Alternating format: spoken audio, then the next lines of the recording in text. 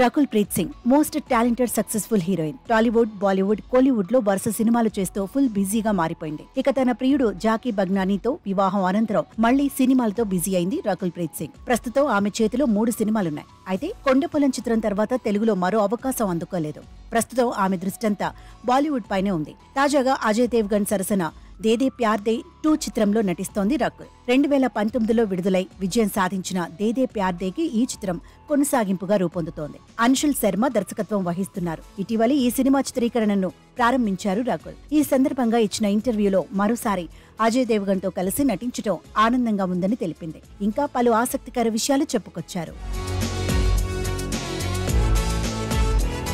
Audience కు, అభిమానులకు double dose ధమాకా అందించడానికి మళ్లీ వస్తున్నాం. మరోసారి అయేషా చిత్రంలో నటించడం ఆనందంగా ఉంది. అజయ్ కు చిత్ర బృందంతో కలిసి మరోసారి పనిచేసే అవకాశం రావడం గొప్ప విషయం.